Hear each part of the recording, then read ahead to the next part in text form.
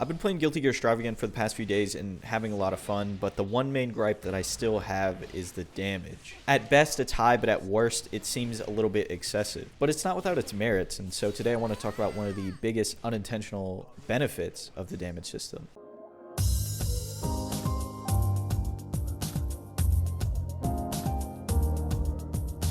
But before we do, I'm getting pretty close to 3,000 subscribers, so if you wouldn't mind scrolling down and clicking that red button, I'd really appreciate it. The damage in this game kind of pisses me off on both sides. I'm playing Renlethal. I'm not going to downplay my character and say she's not good. She's probably the best character in the game. And I'm doing obscene amounts of damage on combos that aren't optimal and on a character that I don't fully understand yet. For example, on a mid-screen counter hit, on counter hit far slash, if I'm close enough to the corner, if the corner's anywhere in sight, I can get half HP. But this mass amount of damage off of random counter hits or random big buttons being thrown out in neutral is not unique to Renlethal. It's not even unique to Guilty Gear Strive. This is how people play in Street Fighter V because of the crush counter system and the priority system. Walking back or walking forward and throwing out a gigantic button to crush counter your opponent or to crush their like light button or medium button is genuinely most of people's offense in that game, and it's why some people say they don't even like it. And I see a lot of people's offense in this game also tailored towards that style because you are rewarded very heavily damage-wise for that counter hit. And so it's only natural that people are fishing for these counter hits with gigantic buttons that take up a lot of space. But lucky for me, I've been playing around that kind of stuff in Street Fighter V, so for me, in this game, it's just identifying which buttons I need to play around that people are going to use like that, and the one that was frustrating me the most was Baiken's 2H.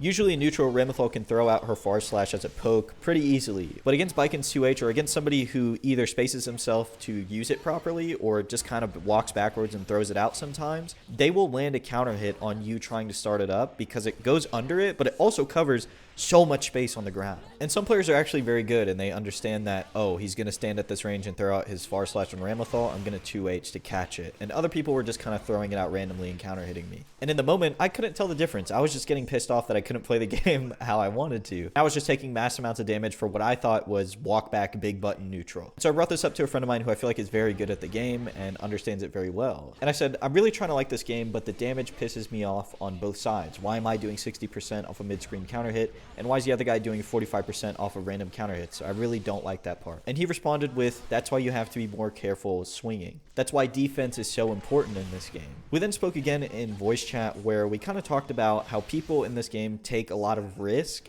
and then get punished heavily for it because of the damage. And a lot of people will gamble and then blame the damage system on like why they lost. And for me, it was the opposite, which is just as bad, as I would play super defensive, super passive, and not switch to offense. And then when I finally did switch to offense, it was just at the wrong time, and then I'd get counter hit and I'd get angry. And so even though the people who are playing super aggro and people like me who are playing super passive are on opposite ends of the spectrum, we both share the same problem. Our risk reward is skewed. If you play super reckless, you want to put it all on the line. You're going all in every single time for a huge reward. If you're playing passive, you're not putting anything on the line and you're not getting any reward. You're just slowly losing. And so every time we're punished for playing like this, through the mass amounts of damage that we're sustaining from either taking too many risks or from taking not enough risk and then trying to piece together damage, we're slowly but surely dialing it in. And I feel like an unintentional benefit of this damage system is that you are adapting faster and figuring out where you need to be on this risk reward spectrum a little bit faster because there are less risk to take in each match. Every game is decided in like 2 to 4 interactions. That doesn't give you much wiggle room